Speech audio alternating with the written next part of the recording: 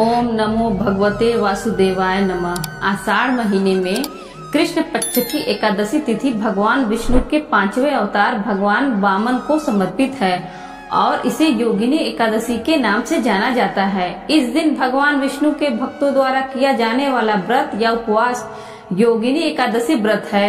योगिनी एकादशी व्रत कोई भी व्यक्ति कर सकता है, चाहे वह युवा हो या वृद्ध, और यह उन व्यक्तियों के लिए है जो किसी भी तरह की बीमारी या स्वास्थ्य समस्याओं से बचना चाहते हैं।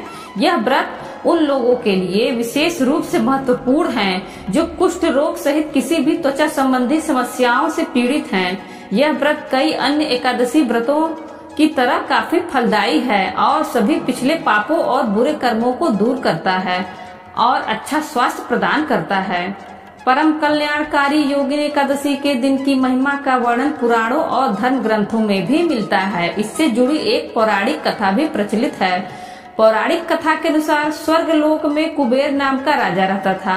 वह शिव भक्त था, रोजाना महादेव की पूजा किया करता था। उसका हेम नाम का माली था जो हर दिन पूजा के लिए फूल लाता था। माली की पत्नी का नाम विशालाक्षी था। वह बेहद सुंदर थी। एक बार जब वह सुबह माली मानसरोवर से फूल तोड़कर लाया, लेकिन कामासक्त होने की वजह से वह अपनी स्त्री से हास्य विनोद करने लगा। राजा को उपासना करने में देरी हो गई, जिसकी वजह से वह क्रोधित हुआ। ऐसे में राजा ने माली को श्राप दे दिया। उन्होंने कहा कि तुमने ईश्वर की भक्ति से ज्यादा कामासक्ति को प्राथमिकता दी है। तुम्हारा स्वर्ग में पतन होगा और तुम धरती पर स्त्री वियोग और कुष्ठ रोग का सामना करोगे। इसके बाद वह धरती पर आ गिरा, जिसकी वजह से उसे कुष्ठ रोग हो गया और उसकी स्त्री भी चली गई। वह कई वर्षों तक धरती पर कष्टों का सामना करता रहा। एक बार माली को मार्कंडेय ऋषि के दर्शन हुए। उसने अपने जीवन की सभी परेशानियों को बताया। ऋषि माली के बातों को सुनकर आश्चर्य हुआ। ऐसे में मार्कंडेय ऋषि ने उसे योगिनी एकादशी के व्रत के महत्व के बारे में बताया। मार्कंडेय ने कहा कि इस व्रत को करने से तुम्हारे जीवन के सभी पाप खत्म होंगे और तुम पुनः भगवान कृपा से स्वर्ग लोक को प्राप्त करोगे। माली ने ठीक ऐसा ही किया। भगवान विष्णु ने उसके समस्त पापों को क्षमा करके उसे पुनः स्वर्ग लोक में स्थान प्रदान किया। आइए अब जानते हैं योगिनी एकादशी पूजा विधि और शुभ मुहूर्त के बारे में। सुबह जल्दी उठकर घर की साफ सफाई करके स्नान करें और इस दिन भगवान विष्णु का पूजन पीले रंग की सामग्रियों से जरूर करें। भगवान को स्नान कराकर पीला चंदन लगाएं, पीले वस्त्र अर्पित करें, पीले पुष्प अर्पित करें और पीले ही रंग के फल या मिठाइयों का भोग भगवान को आज के दिन लगाना चाहिए। सुबह को धूप दीप जलाकर भगवान विष्णु के मंत्रों का जाप करें। ओम नमो भगवते वासुदेवाय नमः या फिर हरे कृष्ण मंत्र का जाप भी आप सच्चे मन से कर सकते हैं। साथ में माँ लक्ष्मी जी का पूजन करें। भगवान श्री कृष्ण का पूजन आज के दिन करें। व्रत की कथा पढ़ें या सुनें और अपना व्रत प्रारंभ करें। सुबह को आप फलों का भोग भी भगवान को लगाएं। इसके अलावा आप मेवा का भोग भी भगवान को अर्पित कर सकते हैं। दिन भर उपवास रखें। शाम के समय एक बार फिर से विधि विधान से पूजा करें। भगवान को आप दोनों ही समय भोग लगाएं और साथ में तुलसी पत्र जरूर रखें।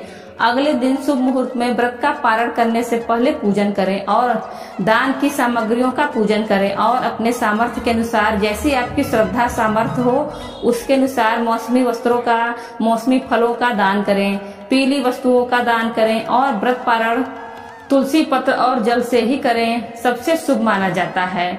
जो लोग व्रत का पारण करते समय तुलसी दल मुख में रखते हैं उनके सभी पापों का नाश हो जाता है और उनका व्रत भी भगवान विष्णु स्वीकार करते हैं।